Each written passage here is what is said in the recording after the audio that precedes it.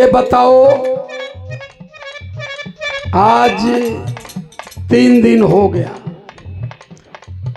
लवंग लत्ता लाए वो भी ताखे पर है, पकौड़ी लाए वो भी है, कुछ खा पी नहीं रही हो, खाली मुंह ओरमा लेढ़िया लेढ़िया बैठ रही हो, कायदे से बातचीत भी नहीं कर रही हो। कोई दिक्कत कोई परेशानी कुछ घाटा बढ़ा हो तो बताओ, क्या समस्या है? काहे इतना यत कैले जी आप? हाँ? अब मरद हैं कि बरद बताई हमरा के? नहीं बर्द है समझबू तो ठीक रहे। मतलब रउआ कौने परिवार से ही समझ में ये बात ना हमरे वेले।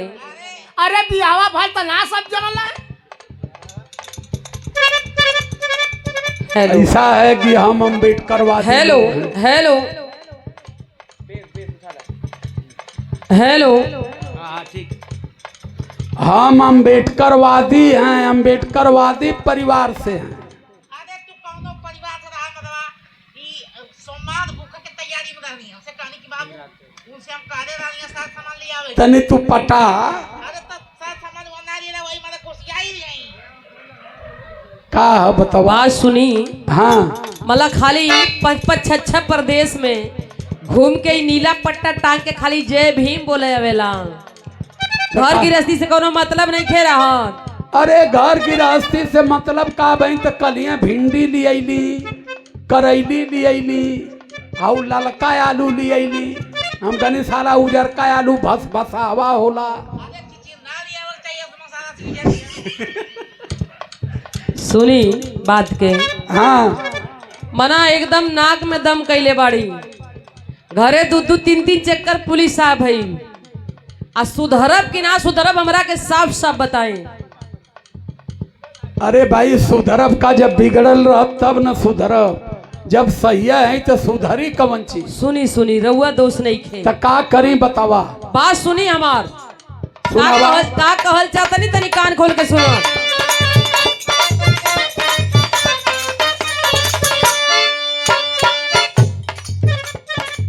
मिसनी गावल छोड़ी दासैया,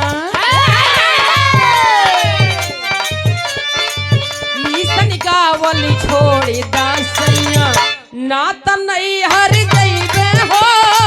मिसन गावल छोड़ी दासैया, ना त नहीं हर जइबे हो। मिसन गावल छोड़ी दासैया। देखा ढेर गयल तनिका है बाकी। अब अमान का ससुर उमरिया के तनी बचल, अब बीत बिता लिया नहीं तनी मनी और हो। अब पूरा जीवन मिशन में चल गया ता अब मिशन उसन मत छोड़वावा। मिशन से बड़ी पहचान है, ससुराल जाइला तो लोग बड़ा इज्जत पानी कराला।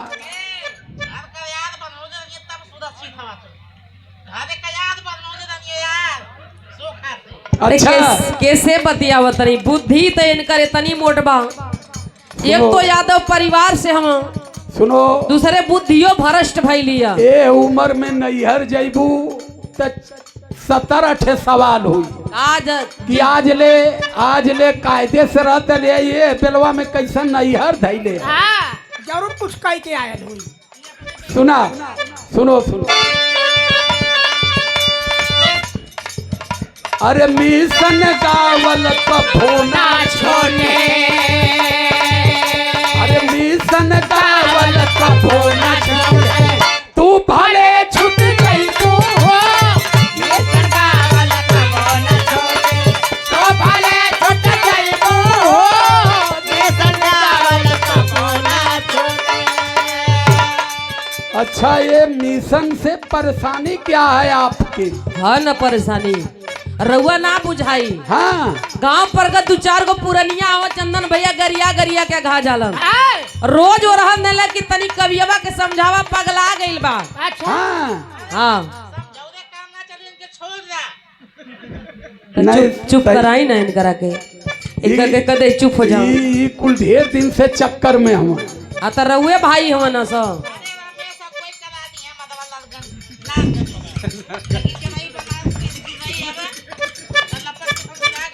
सुननी इहो रहुआ भाइये बड़ा ना हो जबान फिसलती बा सफा खानदाने पूरा गायब ही आता रहा।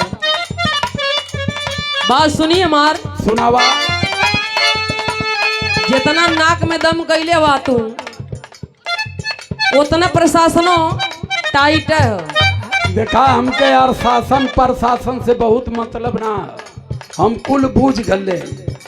यहाँ बाबा साहब के जितनी सिपाही हैं के ऊपर 100 मुकदमा के ऊपर 50 मुकदमा ता इन्हा लोन में तो कौनो ताकत है ना मुकदमा के करीब होला। कौन कराता है? जिसके बाद हमारी बात का जवाब जिसके पास नहीं है तो मुकदमा का सहारा लेता हो ये जबान रोके बदे। काहे जीरा गाजर कैले है जी सुकून से 2 रोटी खा के चैन भर सूते देत रहे। अब काहे नरक कैले है जिंदगी। हम देशवा का गति देखत है नीक ना चलत है। सुनी बात सुनी सुनावा। और बात सुन सुन के कपार एकदम कान पक गइल।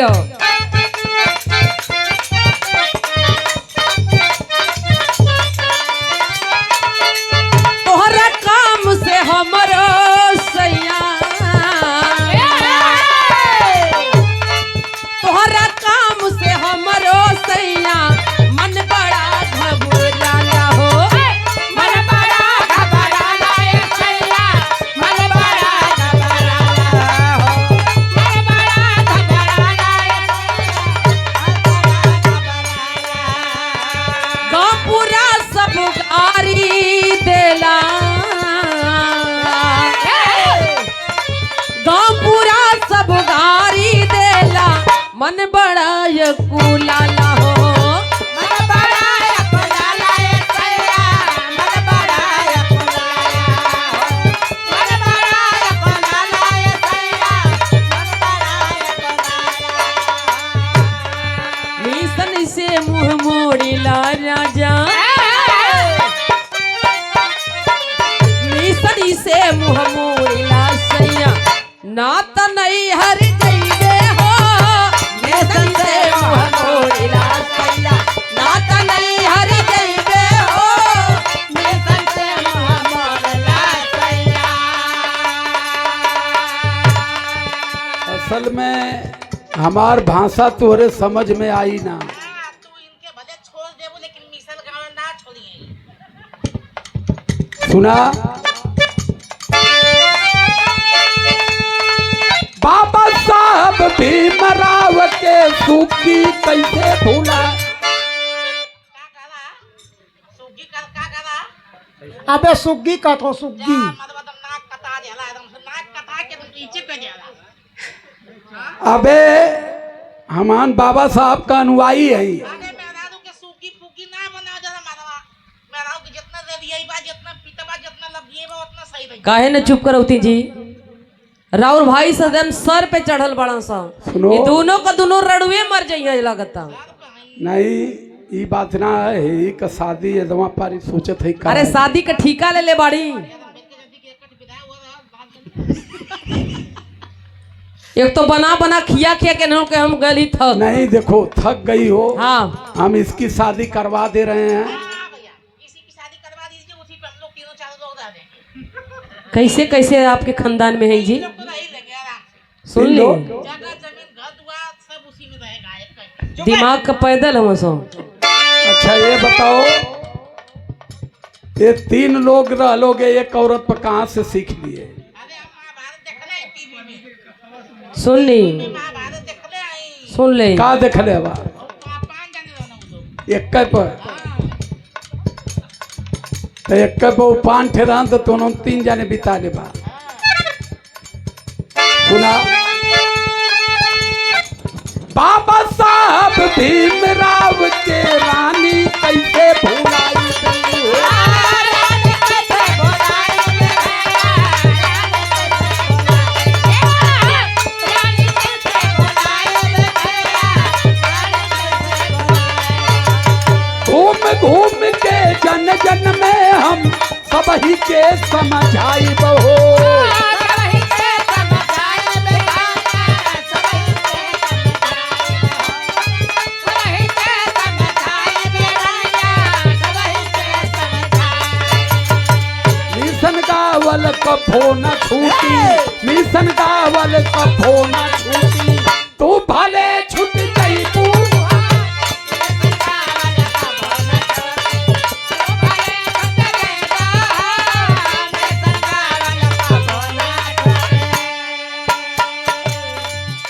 मिशन उसन हमारा छूटेगा नहीं। अच्छा हाँ रवा यही तरह मचौले रहो।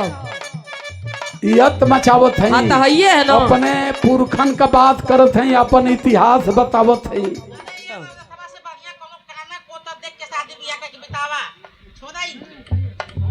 हई एगो बड़न आज गूंग बनल बड़न इनकरा तौरू भेजा खराब कर। आज गूंग खाना ना- बना के देव ना। हाँ हाँ, यही से काम पटैला हाँ ते अब आवा ना बना के तोरा एक थरिया दे लखैया। उनकर काल मेड़राया लाज पैबा ना घोड़ा तू। हम तो पा जाई।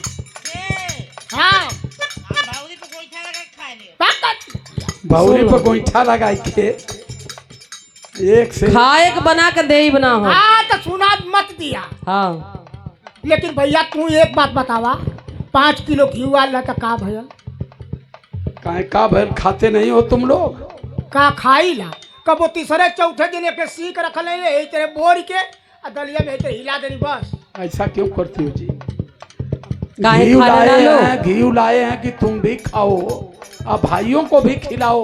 अच्छा तो सीकी से बोर के खिलाती हो इन सबों को। खाने ना लोग। का खाना उससे पूछा पाते हो तुम, पाते हो कि नहीं जी? अरे पाते हैं देती है ये। ए भगवान ए सुरुज नारायण ये उसे खराब हो जाए अगर हम सही बोली तो। हम पाते हैं ये छतिन बढ़िया बोतल है ढक्कन बन के क्या आगे में गरमा दिए दलिया में देके हिला दिए कि जो खो नहीं तो ढेर हुई तो पेट झड़ लगी। ऐसा मत करो, भाई हैं ये सब। भैया हम समझी ना कोई में कुछ छुआ हमको देती हो चम्मच से और इन सबों को सीख से देती हो।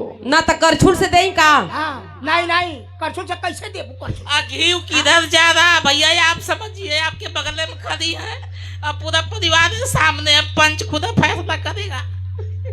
नहीं घी नहीं। अब एक दावा हम- खाते पीते घर से हम चुप रही जी। बात बत गाड़ी ला। हम तो लाए थे कि इतना काम करती है। हाँ घी धड़क के पूरे आ जाता हाँ तो खाई ना गला फर फर कमाना हमारा आदमी था। काहे मत था कि फरियाए लगल आ कलिया परसोइया इनकर भैया आल है हतनी बड़ा बोतल में भर के देनी। चन्नर ऐसा मत करो। ना तो तुहार भाई खाए आ हमार भाई खा ले तो दोष हो गए। हमार भाई कमाए के लिए आई तो तुहार भाई खींच देबो एक ठना बत सीधे हो जाइबा। अरे तो तोरे नहीं अरे भैंस नहीं तब तो आज भाई खाई। अब बोलल ना कहीं बीच में रहुआ। नहीं सुना। हाँ सुना का हम- बता एकदम कपारे पे चढ़ा कर गैला देखे लूर कल पार भगवा दोनों रड़ुअन के कुल जाके अपन बनावे या खाए। अपन तो भोगता हुआ चल वाली बात कर मैंने इनके कदा की चुप हो जा। बहुत बुरा हो फेंक देम नटोला उठा के नीचे चल नहीं जाइए हम कह रहे हैं कि हम देख भैंस नहीं तब तू घी चुप घटिया बा चुप। तब घी खाई वो तो ना खाई। हम कह रहे हैं हम समानतावादी लोग। समानतावादी अब तोहर भाई कुल घर उजाड़े पर लगल हम। हम ससुर परिवारिया ना समझा पाई तो हम देश के कैसे समझाई? अब पहले इन्हों के अलगे करा हाँ काहे तोरे कपारे पर मन चढ़ा नहीं तो हम बेल के नहीं दे। हाथ गोड़ तोड़ के हमन कमात हई अब बैठ के गुचेलत हऊ अलगे करा खाना बना के दे बना आज मत दिया भूखे मरबा। हाँ चला अरे हम तो चूड़िया फोड़ा सुननी एगो तेरा हो तो एगो बड़ा हो। तो का करी तो खुश रहबू। सुनी बात के हम बताओ तनी। कुछ मत करा तू गावल बजावल कुल बंद के रात की खड़ी कर सेवा करा। हाँ तो करबे न करी। हाँ सुनी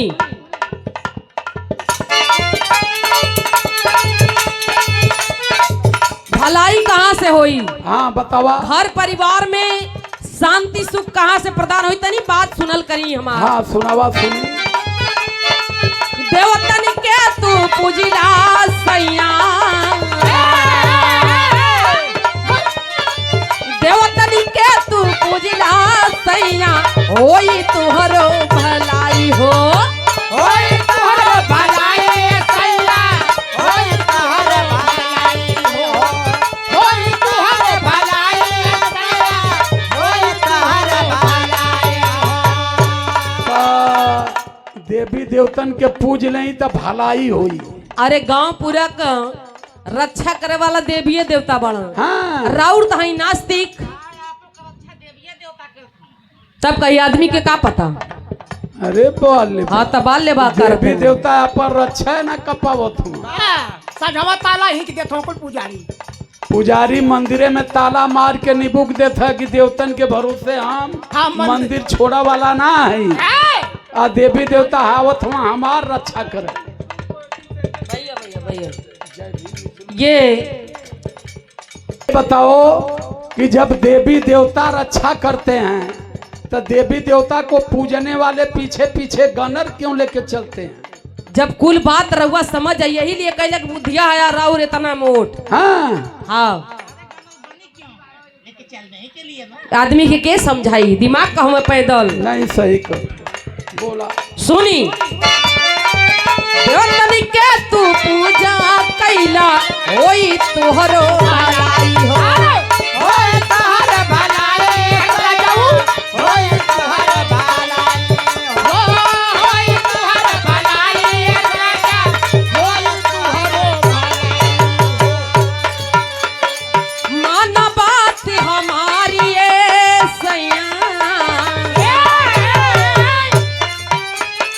मान बात हमारी मोरे रजऊ, जन्म जन्म तरी जाई हो।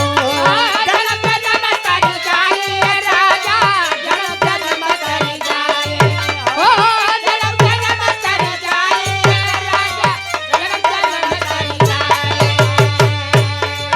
ये जय भीम। जय भीम कोचिंग सेंटर की ओर से निशुल्क कोचिंग सेंटर और अध्यक्ष हमारे अर्जुन बाबू की ओर से सम्मान किया जाता है। कोटि कोटि धन्यवाद हो। और आपकी सोच को बाबू साधुवाद हो कि हर नौजवानों में आप जैसी सोच हो, और आप जैसी सोच अगर हर नौजवानों में होगी तो निश्चित रूप से बहुजन समाज अधिकार विहीन नहीं रहेगा। तो बहुत बहुत साधुवाद करते हैं। देवी देवतन के पूजब तो भलाई हुई। माना दिमाग में घुसल के नहीं खे बात। अब इन पूरा मजगर जनात ना मगर ना जना तो सुनी बताओ तनी। माना बात हमारी मोरे रजऊ, जन्म जन्म तेरी जाई हो। जन्म जन्म तर जाए रजऊ, जन्म जन्म तर जाए हो, जन्म जन्म तर जाए बोले राजा, जन्म जन्म तर जाए हो। धर्म से नाता जोड़ी लगा जा, धर्म से नाता जोड़ी ला सैया, नाता नहीं हर गई हो। धर्म से नाता जोड़ी ला नाता नहीं हर गई हो। नाता जोड़िया सैया। जब हम धर्म मनबे न करी तो हम धाम मानीला। तो धर्म का नाता जोड़े का तो कोनो मतलब न हो। लेकिन सुना हम बतावत थे मुक्ति कल्याण का बताओ कैसे तनी। होई हम बताओ तो एकर दवाई। मला यहाँ ना सफलता मिली, यहाँ ना ही जिनमें सफलता मिली। यही बदे कहिला कि मेहरारू के समझावल आ ऊँटे के साइकिल पर घुमावल बरोबर हो। समझ में आयल? तुहना लोगन खाली ये बीमारी के जड़ हो। अच्छा तुहन लोगन अगर समझ जैतू तो ये बाबा साहब अम्बेडकर का सपना बहुत पहले पूरा हो जाए। इतना सोचो कि बाबा साहब अम्बेडकर कितना मेहनत करके तुम लोगों को तेल फेलेल सेंट पिपरामेंट बढ़िया कपड़ा लत्ता पहिरा ओढ़ के देहला है। वो समझे में ना आवत हो। धाय धाय वही गोजरों की तरह डी काली में भाग भाग जा रही हो। ये बाबा साहब दे रहे तेज पूरे के देले है? दुर्गा माई दे रही, शंकर भगवान दे रहे। जाने का तो सोना ही क्या। माना हम जवन कहो तनी गलत बा। टोटल गलत है। सुना हम बतावत है। का बताओ तनी बताई ना। अरे बुद्धि कबीर रहे दास के रनिया, जन जन में बतलाई हो। जन जन में बतलाई बेरनिया, जन जन में बतलाई बहो, जन जन में बतलाई मोरे रानी, जन जन में बतलाई बहो। साहू फूले भीम जी,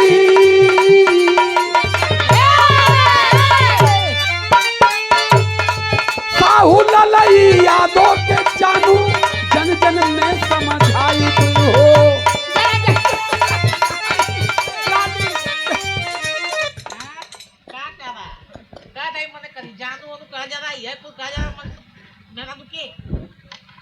अबे सुन, हम लोग अम्बेडकर जी के पुजारी हैं। जानू कहा बेने नैना कहा पसो मजदू कहा चौधरी पोपो कहा ये कुछ कहा नहीं, हम लोग बाबा साहब के अनुयायी हैं। बाबा साहब कहते थे कि नारियों का आदर करो, कुछ समझाना है तो प्रेम से समझाओ। ये देवी देवतन वाले में चला हुआ, मिशन में ना चला।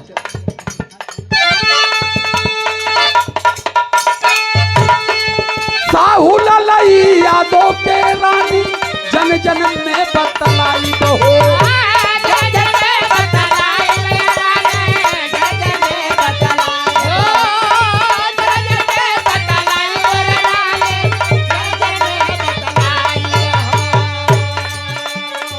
सीमा राजकुमार न छूटी है, सीमा राजकुमार न छूटी है।